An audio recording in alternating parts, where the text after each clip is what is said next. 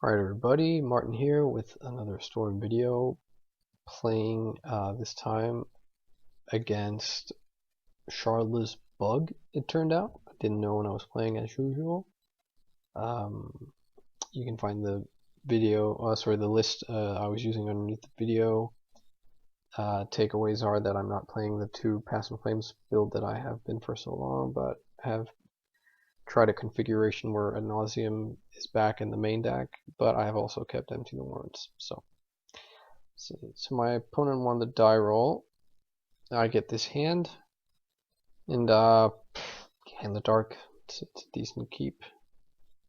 So there are a number of things we don't want to see from our opponents, mainly like turn 1 things, but I mean that would turn 1 or turn 2 things.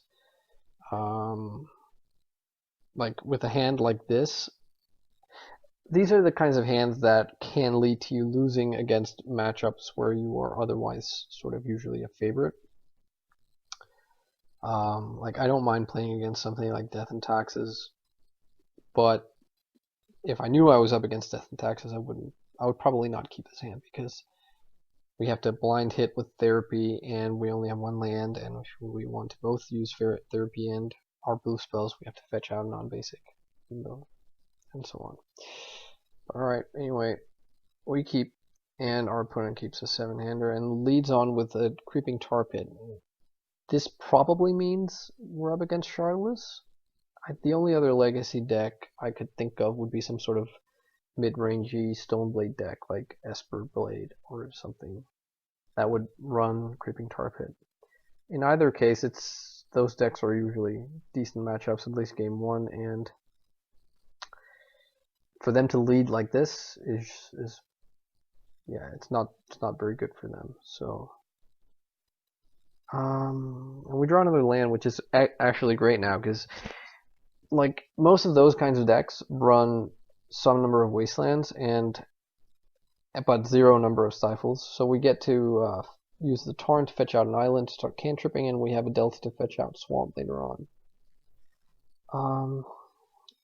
And thus be wasteland proof. Yeah, just for anyone interested, this is the list. So yeah, right, grab an island. And actually, I'm not used to playing with Preordain, so I kind of got thinking, like, do I want to Preordain first or Ponder? And I ended up Preordaining. I think that, like, a lot of people, or some people at least, have like written articles about like in which order you are meant to use your cantrips. They're worth a read. I don't really like. I'm not sure. I think if you're digging for one specific card, Ponder seems better, right? If you're just trying to piece together a hand, then I'm not sure which one is better. But anyway, here, like, I think we want both of these cards, right? Because Probe makes our Therapy a lot more alive, and the LED is just like we need gas or like mana.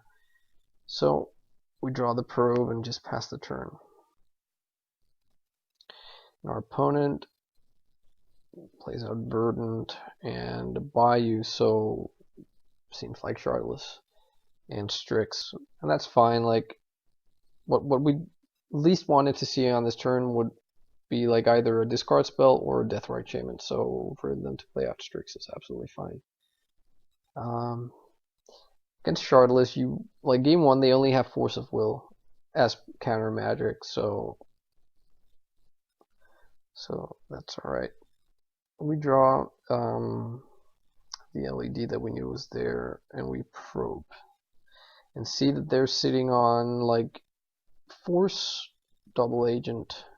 So like Therapy we could I think it would actually not be completely unreasonable to use Therapy for and name Agent, because they don't, to my knowledge, run like that much of a saturation of blue cards. So there's a reasonable chance they aren't just going to blind top deck a blue card, but it is a risk. And at the same time, like if they draw land, we don't really mind them like running out Agent. because like I think there's a bigger chance of them hitting something irrelevant than something relevant. Like basically the only thing we don't want them to hit is a Hymn to Torak. Whereas if they hit like a Decay is awesome. If they hit a Goyf, it's fine. Strix, whatever. So anyway, we need to contend with Force. They also have Deluge, just a tidbit of knowledge in terms of like if we end up going or wanting to go with empty. We'll hit another Probe. And I think we save that Probe because it's looking unlikely that we can go off this turn, so it would be nice to be able to know what they have on subsequent turns. I don't think we want any of these cards, save for maybe the land. Like we have a Therapy to hit their one card. We have a Ponder already, so I think we might actually want the Ponder and then draw like the Underground Sea. No, we shuffle and we draw another island. And here what we do is we Therapy because we only have the one we're bottlenecked on black mana. Like if we draw Ritual, we won't be able to like play out Therapy first and then Ritual. We have to Ritual and hope they don't force, and then so what we do now is we take their force with the Therapy, and that means that leaves them with 3 counter spells left in the deck and no way to search for them, so we just sort of bank on them not top decking one.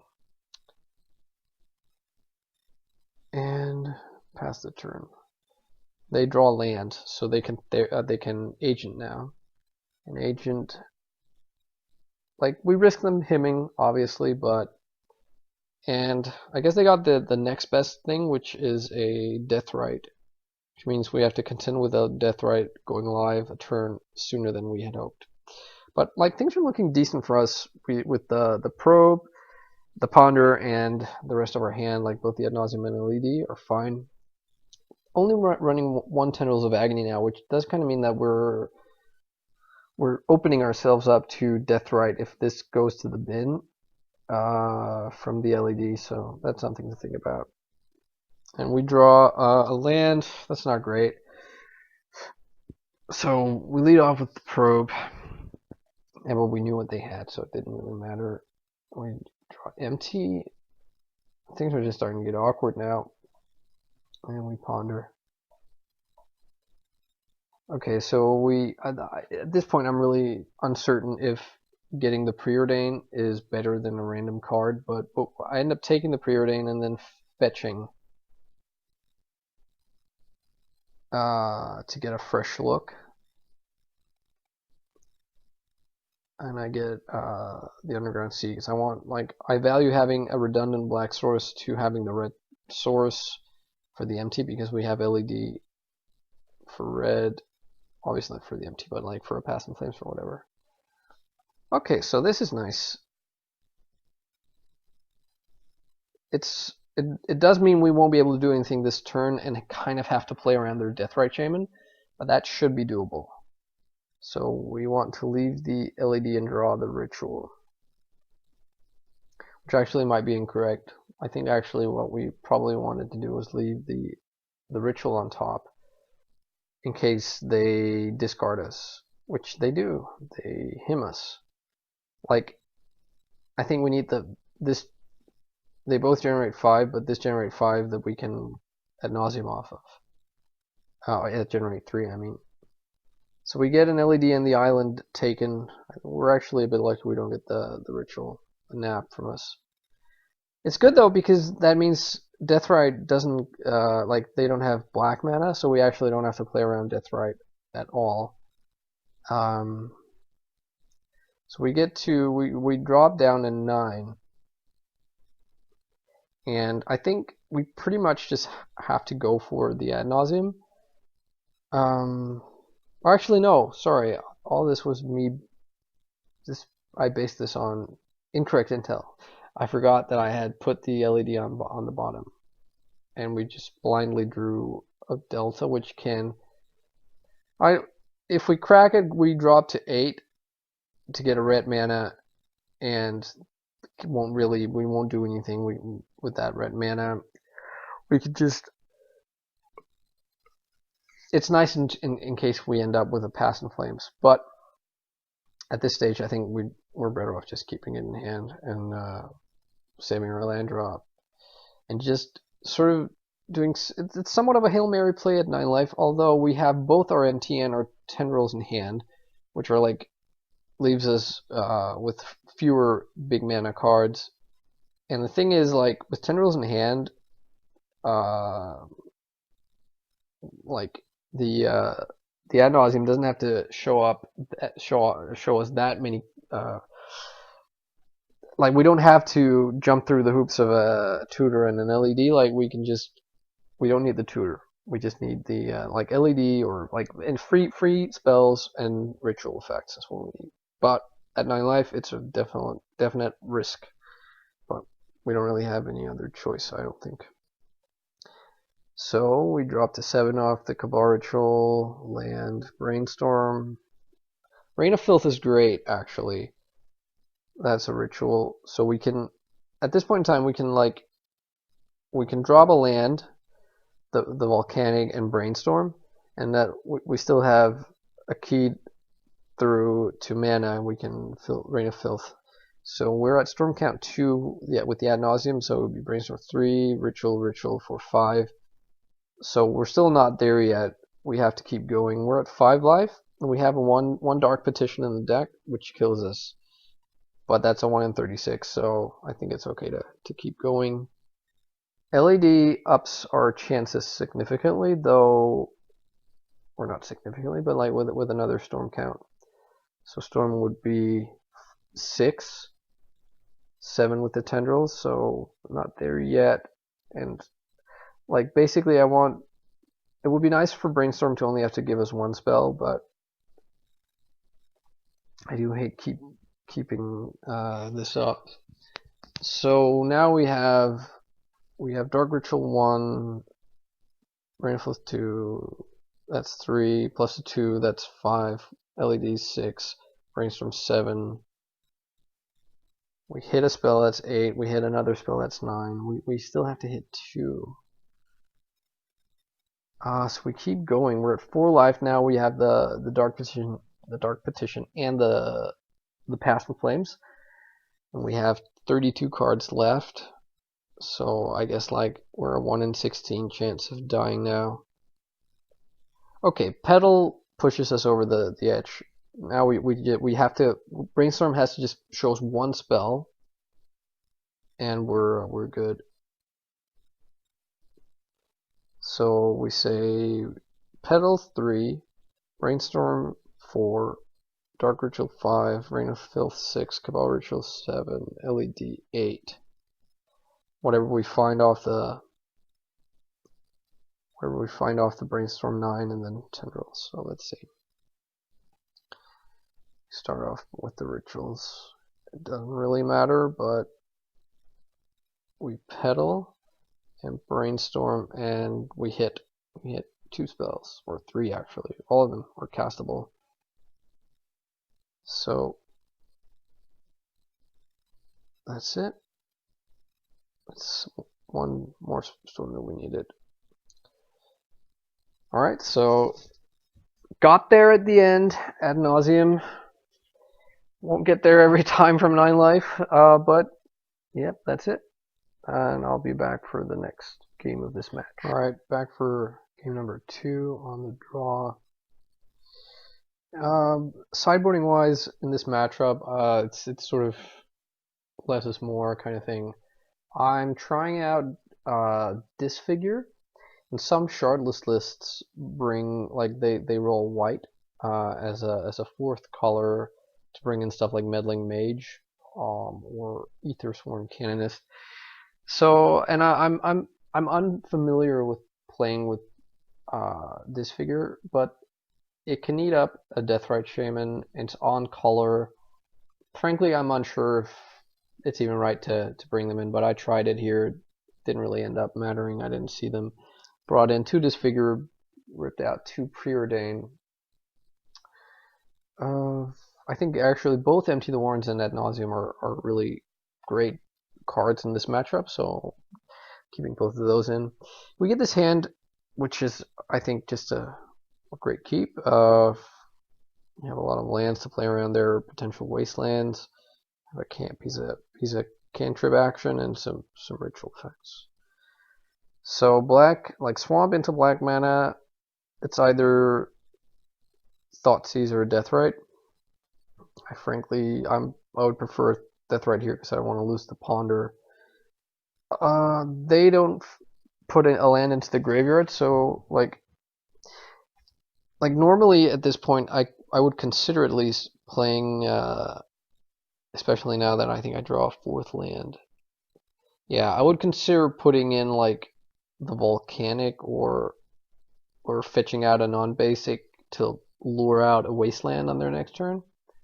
And I think you could, especially now they drew the Volcanic, you could make the argument that I should play that out there.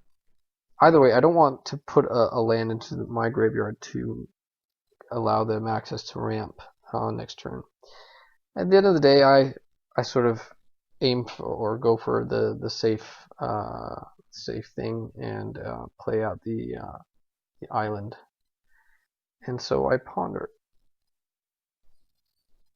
And I see Dark Ritual, Duress, and Gitaxian Probe. And I don't want the Ritual, I have two already. I suppose a Probe or a Duress could be kind of nice just to see what's what, but I'm really sort of, I need to get going with this Deathrite and all my lands and no action, so I'd like another like piece of action, or like a cantrip, or see some business. So I shuffle and I get a third Ritual. Okay, I have to just ship the turn. And they go fetch land, so all that posturing for me, or like all those considerations were for naught, because they can ramp to 3 mana. But they choose not to. They keep their Deathrite open to access my graveyard, or so I thought. But what happens is they pause me on my draw step and fetch, so that can only really mean Cleek. So I'm getting Cleeked here.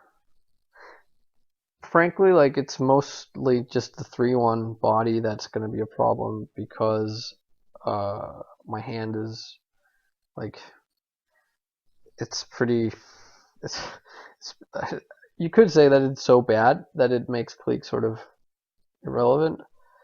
In either case, my opponent doesn't make me shift a card, so I'm just stuck with what I've got.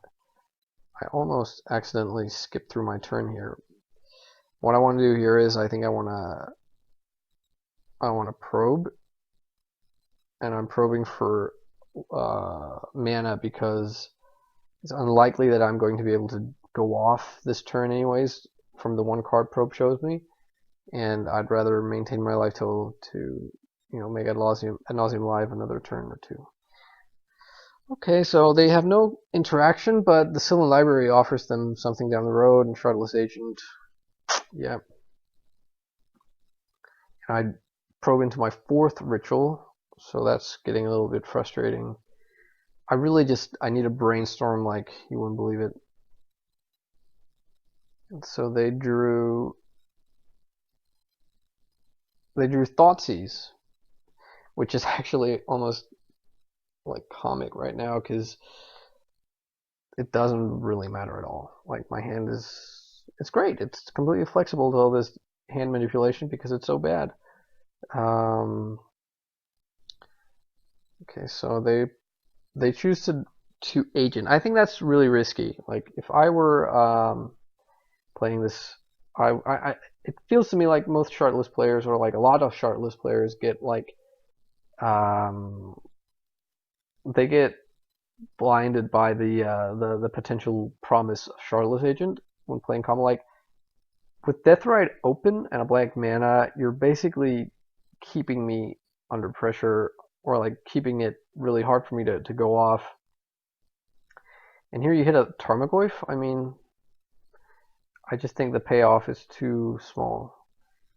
Okay, so drop down to 17. I'm still totally alive for an Ad Nauseam. and their hand has nothing. But no, I get to draw the 5th ritual.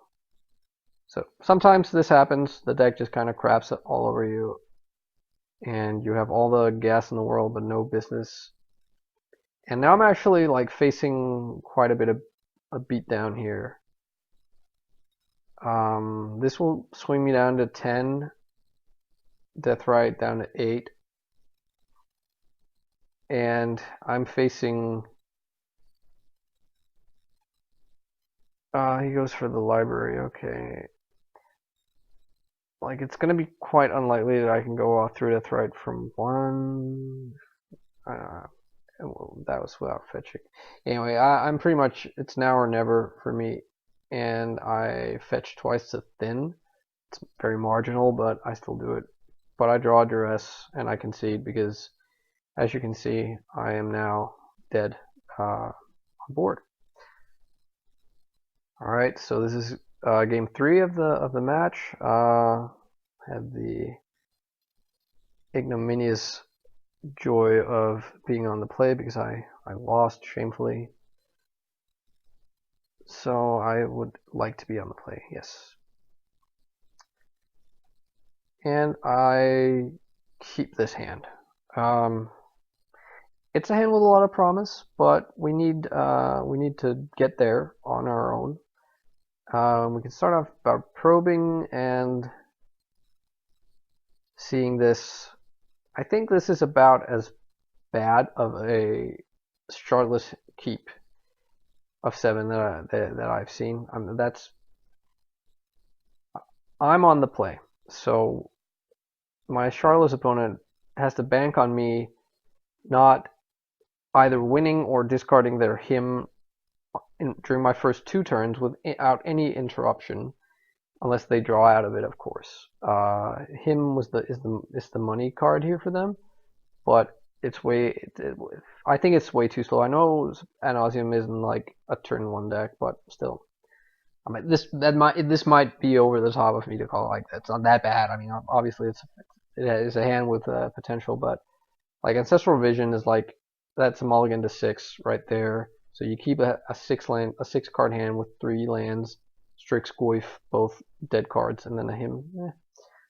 I don't know. I don't know what this person boarded in against me, and how much of like life stuff they had.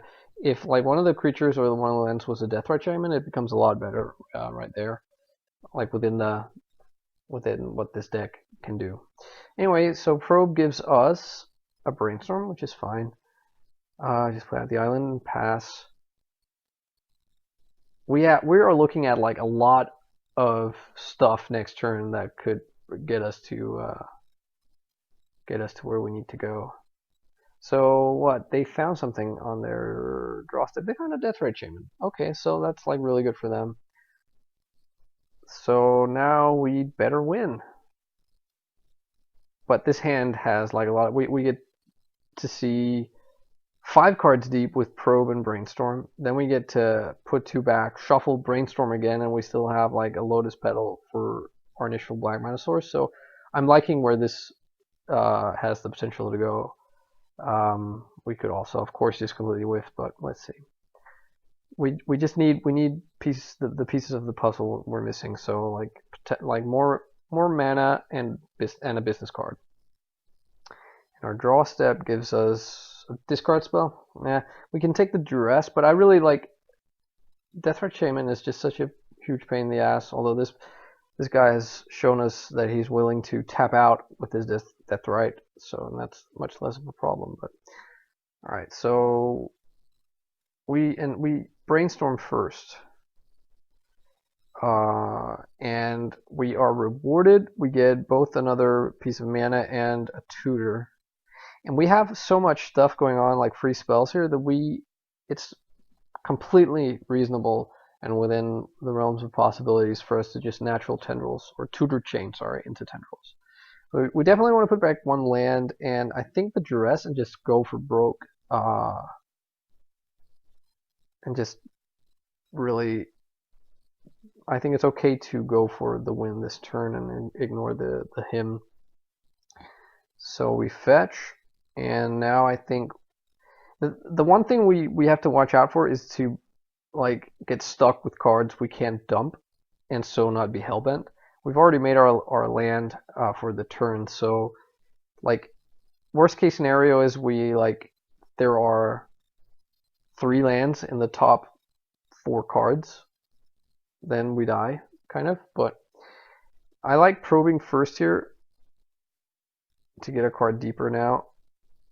And yeah, they did. And also, I guess, no, actually, no. We knew that they didn't draw force because they drew the Deathrite. Okay.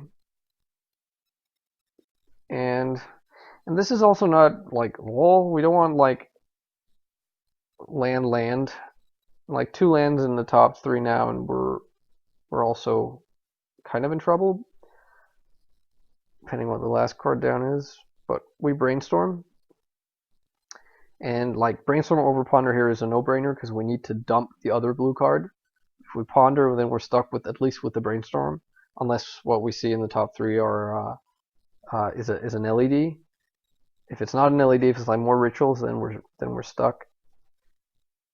Brainstorm gives us the win though, so we put back the 2 blue cards, and we can Tutor Chain for the win. And so we just have to figure out when to Infernal Tutor for what ritual, but we've got it here. We're like we've Brainstorm, Probe, Brainstorm, that's 3, and then Petals 4, 1 ritual is 5, another ritual is 6, 3rd ritual is 7, 1 tutor is 8, another tutor is 9, so just like that. But yeah, we obviously have to lead on a Dark Ritual, and so we could just we could Dark Ritual, then tutor for another Dark Ritual, or we could play out both Dark Rituals and tutor for a Cabal Ritual. It doesn't matter. So yeah, we did it this way. We tutor and just grab the Tendrils.